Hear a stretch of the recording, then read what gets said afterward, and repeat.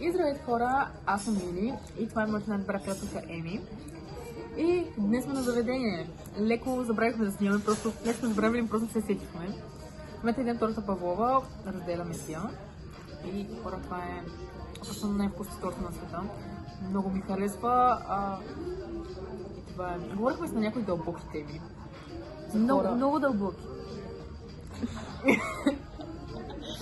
Така е.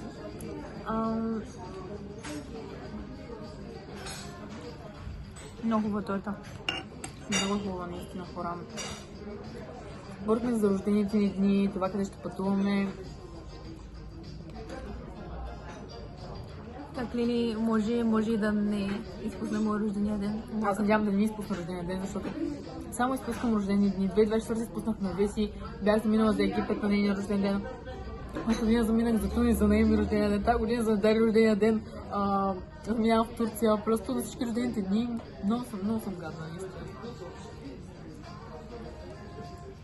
Да се надяваме тази година по-добре. Абсолютно, аз искам да ми рожден ден, аз съм казала вкъщи. Тя, но родител 2 ме послуша. Иначе много ще е хубаво, ако замина на мястото, което ще ходим това лято с Еми. Но едва ли. Някой ден. Някой ден ще е много готино да идем. Да. И той Денис ще ходи сега на края на март за един месец с неговата. Той не беше свободен. Знаеш кой Денис?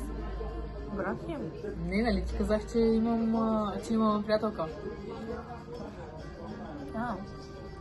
Не забравя се.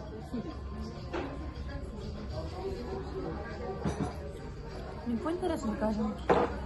Ние го договорим във всичко. И то пък и не е за пред камера. Чакай сега ще измислим нещо, което да го споделим и ще се върнем.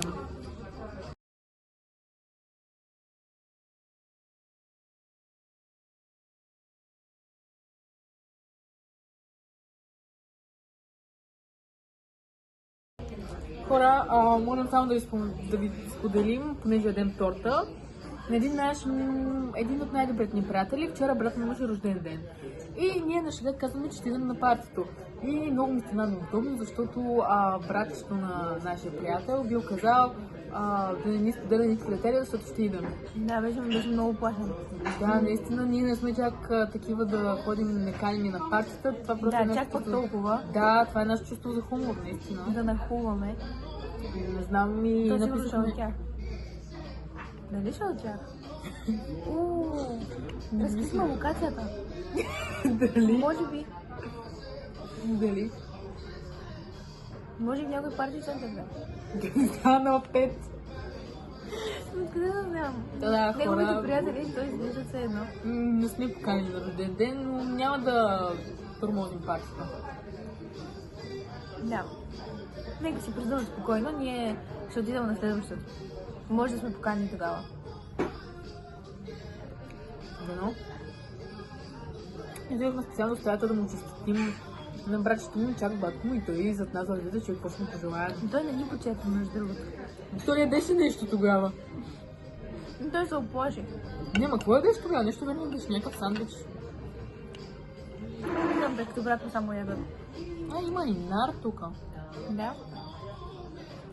А моята, види са, не знам защо започна да лепне. Тя е три зъба това. Не, тя е тук на дръжката, виж.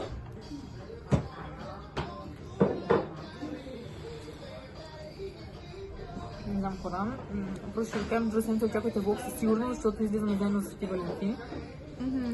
Планували сме само, че ще гледаме филм на кино. Къде ще ядем, не знаем. Да, къде ще ядем, не знаем. Но това вие също ще разберете с нас, ще снимаме целият процес. Да, и ние трябва да си запазим маса. Не може да се запазим маса, защото не знаем кога ще дават филма. Да, и не можем. И програмата за чак на 13, а не на 14 трябва да излезем. Да. А в последния момент ние миналата година с една друга приятелка звъняхме може би 3-4 дни преди Свети Валентин и ни казаха, че всичко е заето и няма места. Така че не знаем какво ще правим. Ще го измислим. Ние сме заедно на Свети Валентин, това се знае. Ние Да. сега сме стигнали на такъв дейт, ядем си. Накрая ще ядем закуски на някоя пейка. Мисля, че ще ядем картофи с честено шехерезада.